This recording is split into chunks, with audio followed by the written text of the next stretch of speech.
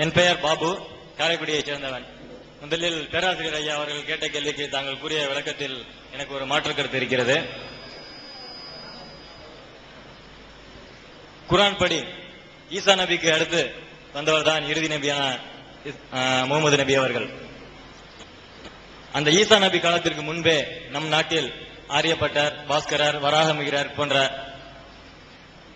போன்றவர்கள் தோன்றியிருக்கிறார்கள். அவர்கள் வானவியலை பற்றியும் ஜோதிடக்கலை பற்றியும் நிறைய கருத்துக்கள் கூறியிருக்கிறார்கள். நபிகளுக்கு முன்னாடி இவர்களுக்கு எப்படி இது தெரிய வந்தது? எனது கேள்வி, நீங்கள் ஏற்கனவே ஒரு நிகழ்ச்சியில் முன்பே கூறியிருக்கிறீர்கள், இந்த உலகம் ஒரு பரீட்சை மேடை மாதிரி. குர்ஆனில் ஒரு வசனம், நிச்சயம் அல்லாஹ் உங்களை சூழ்ந்தறிந்தவனாக இருக்கின்றான் என்று கூறியிருக்கிறீர்கள். எல்லா காலமும் தெரியுது, அல்லாஹ்வுக்கு தெரியுது அப்படின்னு சொன்னா ஏன் இந்த வேலை? இது அவருக்கு ஒரு விளையாட்டு மாதிரியா? எதற்காக இந்த படைக்க வேண்டும், நல்லவர்களையும் படைக்க வேண்டும், தீயவர்களையும் படைக்க வேண்டும், இவர்கள் செயலை கண்காணிக்க வேண்டும் என்ற செயல்கள் இதற்கு விளக்கம் வேண்டும். அதாவது நபிகள் நாயகத்துக்கு முன்னாடியே எத்தனையோ விஞ்ஞானிகள்லாம் தோன்றி எத்தனையோ அறிவியல் உண்மைகள்லாம் சொல்லி இருக்கிறாங்க. இவர் குர்ஆன்ல சொன்னது மட்டும் ஒரு ஆச்சரியமானது இல்லை அப்படிங்கிற ஒரு அடிப்படையில் முதல் ஆட்சேபனை இவர் கிளப்புறாரு. சொல்லி இருக்கிறாங்க, சொன்னது எல்லாம் சரின்னு உங்களால சொல்ல முடியாது, சொல்லி இருக்கிறாங்க அதுதான் சரின்னு. அதுக்கு பின்னாடி எவ்வளவு மாற்றம் வந்திருக்க, அவங்க செஞ்ச கண்டுபிடிப்புகள்ல நிறைய விஷயங்கள் மாற்றப்பட்டிருக்குது. திருக்குர்ஆன்ல ஒண்ணு மாற்றப்படல. நான் என்ன சொல்றேன், ஒரு அரிதாக சில விஷயங்கள் ஒருத்தர் சொல்லலாம், அது சரியா அமைஞ்சிடலாம்.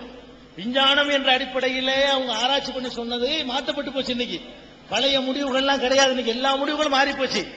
ஆனா நபிகள் நாயகம் விஞ்ஞானியா வரல, அவர் படிச்சவர் இல்ல, ஆய்வு செஞ்சவர் இல்ல, பள்ளிக்கூடம் போனவர் இல்ல. அப்படிப்பட்டவர் சொன்னது இன்றைக்கு மாற்றம் செய்யணும்னு சொல்ல முடியல ஒண்ணு கூட. அப்படித்தான் நான் சொல்றேன் தவிர ஒன்னு ரெண்டு சரியா இருக்கிற அடிப்படையில் நான் சொல்லவே இல்லை.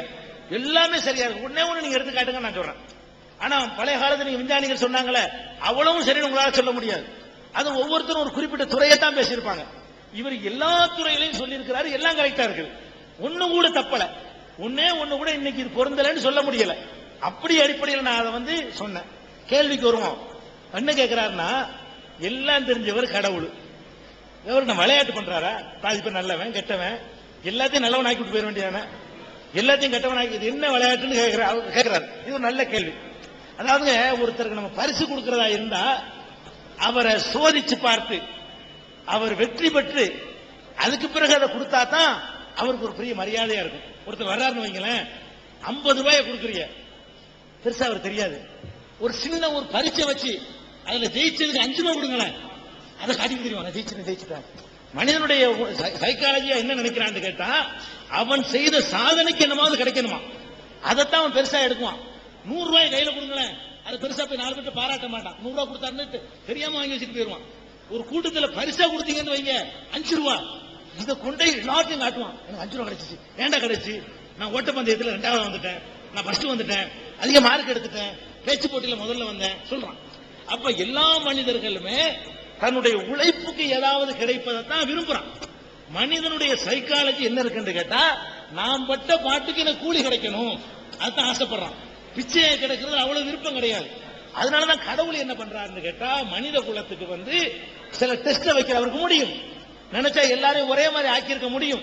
ஆனா நமக்கு பகுத்தறிவை கொடுத்து நல்லது செய்ய நினைச்சாலும் நீ செய்யலாம், கெட்டது செய்ய நினைச்சாலும் நீ செய்யலாம், தண்ணி அடிக்கிறதுக்கும் போகலாம், ஒருத்தனுக்கு உதவி செய்யறதுக்கும் போகலாம், நீ தேர்ந்தெடுத்துக்கப்பா அப்படின்னு கொடுத்து தேர்ந்தெடுத்த பிறகு அதுக்கு தகுந்த மாதிரி பரிசு கூலியை கொடுக்கிறாரு பாருங்க.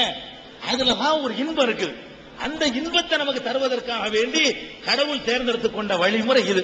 இன்னும் சொல்ல போனா, கடவுள் என்று நம்ம ஒருத்தரை ஏற்றுக்கொண்ட பிறகு அவரை மிஞ்சி யாரும் கேள்வி கேட்க கூடாது என்ற அளவுல அவரை நம்பிய பிறகு அவருடைய செயல்களை விமர்சிக்க முடியாது. நம்ம எப்படி கடவுள்னு சொல்றோம், சூப்பர் பவர்ங்கிறோம், அவரை மிஞ்சி யாரும் இல்லைங்கிறோம், நம்மளை கேட்டுக்கிட்டு அவர் நடக்க வேண்டிய அவசியம் இல்லைங்கிறோம். ஒரு முதலமைச்சர் இருக்காரு, அவருக்கு போய் நம்ம ஐடியா சொன்னோம்னா நீ சொல்லி நாங்க இருக்கணுமாங்கிறாரு. இவர் சொல்றாரு, ஒரு பிரதமர் இருக்காரு, அவருக்கு போய் நம்ம ஒரு ஐடியா கொடுத்தோம்னா எனக்கு அறிவு சொல்ல வேண்டியோ, அப்படி ஒரு அப்ப மகன் என்ன சொல்றான், என்னடா நான் பெத்த குட்டி நீ எனக்கு சொல்றனே இல்லையா. இப்படி இருக்கக்கூடிய நேரத்தில் இந்த சர்வ உலகத்தையும் படைத்து பரிபாலித்து ஆட்டி படைத்து அவ்வளவு பவர் இருப்பதாக கடவுள் நம்ம நம்புறோம். அப்படி நம்பின பிறகு நீ எப்படி அதை செய்யலாம்னு கேட்க முடியுமா?